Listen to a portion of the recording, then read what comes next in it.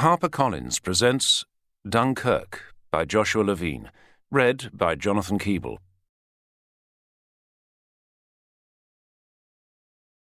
Preface. One afternoon, sitting in the National Archives in Kew, I opened a file containing a report by Commander Michael Elwood. Commander Elwood was in charge of communications during the Dunkirk evacuation, and he wrote in passing of a Marconi transmitter-receiver that was used for a very short time before it broke down due to sand in the generator. This seemed surprising. How had sand got inside this precious piece of equipment? The Marconi TV5 was a sizable box, and the memory of Laurel and Hardy delivering a piano in the music box flashed through my mind. Had two particularly clumsy ratings dropped it on the beach? Had Captain William Tennant, the senior naval officer Dunkirk, yelled at them in frustration when they told him what they had just done to his only piece of transmitting equipment? Or did they stay quiet and hope that somebody else got the blame? A short while later, in May 2016, I was standing at the shore end of the Dunkirk mole, very close to where Captain Tennant had placed his headquarters. Looking around, I could see parts of the Dunkirk beach cluttered with soldiers, or men who looked like soldiers. There were warships out to sea, and a white hospital ship, clearly marked with red crosses, was berthed at the end of the mole. Black smoke billowed in the distance, and the sea frontage had been camouflaged to remove any traces of the late 20th century.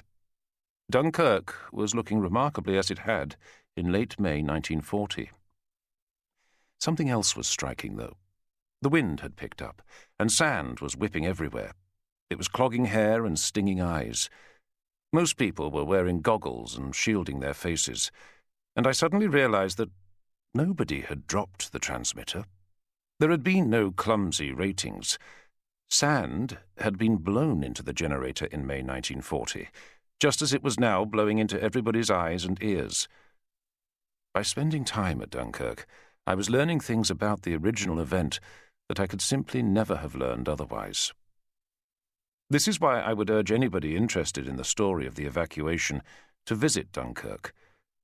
Walking along the beaches and up the mole, exploring the perimeter where French and British troops kept the Germans at bay, visiting the excellent War Museum, the deeply moving cemetery, and Église Saint-Éloi, with its bullet and shrapnel-pitted walls. These are all activities that will bring the events of May and June 1940 to life. The landscape retains the story and fills in the gaps between words. With this book, I have tried to tell a different story, or at least a wider story. Just as a visit to Dunkirk will make you think differently about the evacuation, so this book tries to explain events by placing them within a richer context, not merely military, but also political and social. It will try to give a sense of what it was to be a young soldier in 1940, and of the importance of youth culture in its different forms in the build-up to war. It will focus on the fighting, and sometimes lack of fighting, that led to the evacuation, and it will explore the effect of the evacuation up to its very latest manifestation, the 2017 Chris Nolan film. I've been lucky enough to work as historical advisor on this film. It was a pleasure to do so, partly because I enjoyed meeting so many interesting and enthusiastic people, but mainly because it has brought an underappreciated piece of history to life in a remarkable way. In the last chapter, you will read the efforts taken by director, producer, and heads of department to be as true as possible to the historical event. By making those efforts, they have allowed the spirit of the evacuation to be recreated as vividly and as truly as I think it ever could be. The result allows us to experience the story for what it actually was, a hard and desperate fight for survival that kept the world free. Nothing could be more important than that.